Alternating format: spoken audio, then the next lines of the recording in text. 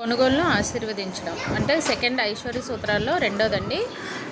So అది కొనుగోలుని ఆశీర్వదించడం. Welcome to holistic aura, welcome to natural aura also.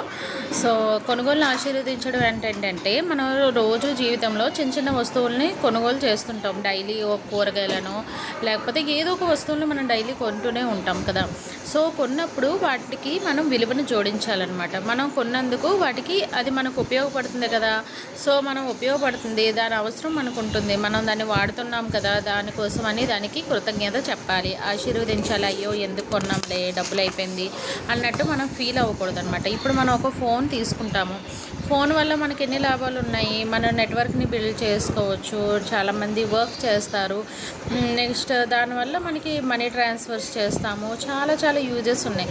So ఒక ఫోన్ కొనుగోలు చేసినప్పుడు ఎంత హ్యాపీగా ఫీల్ అవుతాం, కొత్త ఫోన్ వచ్చింది అని చాలా హ్యాపీగా ఫీల్ అవుతాం. సో ఆ ఫోన్తో పాటు ఆ ఫోన్ మనం కొనుక్కున్నందుకు దానికి కృతజ్ఞత చెప్పాలి, దానికి వాల్యూ ఇవ్వాలన్నమాట. మనం ఏ వస్తువు కొనుక్కున్నా దానికి వాల్యూని అనేది ఇవ్వాలి. సో ఇది మనం కొనుగోలు చేసేటప్పుడు ఆశీర్వదించడం అంటే అది మన దగ్గర ఉన్నందుకు హ్యాపీగా ఫీల్ అవ్వాలి. ఇప్పుడు అనవసరమైన వస్తువులు మనకు అది అవసరం లేదు. ఏదైనా మనం డిమార్ట్కి వగేరా వెళ్తుంటాం, అలాంటప్పుడు చూస్తుంటాం ఇది అవసరం అది అవసరం అన్నీ పడేస్తూ ఉంటాం. దానివల్ల యూజ్ ఏంటండి, అనవసరంగా గార్బేజ్ పెరుగుతుంది, అంతకు మించి ఏం లేదు. అది మళ్ళీ ఎప్పుడో చూస్తాం, అంతవరకు అది అలానే ఉంటుంది. సో ఒక వస్తువును కొనేటప్పుడు ముందు ఆలోచించండి ఇది మనకి ఎంతవరకు యూజ్ అవుతుంది అని.